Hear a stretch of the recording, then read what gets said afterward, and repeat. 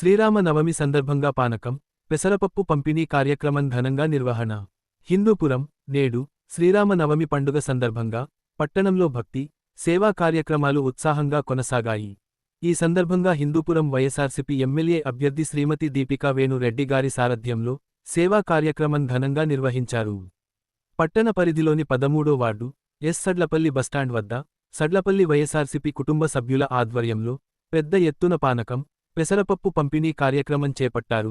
వేసవి తీవ్రత దృష్ట్యా ప్రజలకు ఉపశమనం కలిగించే ఉద్దేశంతో ఈ కార్యక్రమాన్ని నిర్వహించినట్లు నాయకులు తెలిపారు. ఈ కార్యక్రమంలో స్థానిక ప్రజలు, భక్తులు భారీ సంఖ్యలో పాల్గొని పంపిణీ చేసిన పానకం, పెసరపప్పును స్వీకరించారు. కార్యక్రమం మొత్తం ఆధ్యాత్మిక వాతావరణంలో కొనసాగింది.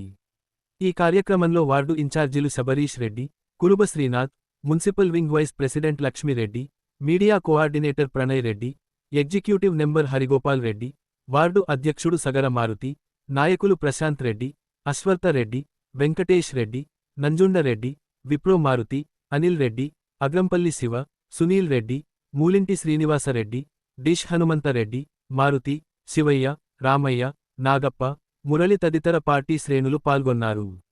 పండుగ సందర్భంగా ప్రజలకు సేవ చేయడం ఆనందంగా ఉందని, ఇలాంటి సేవా కార్యక్రమాలు కొనసాగిస్తామని నాయకులు తెలిపారు.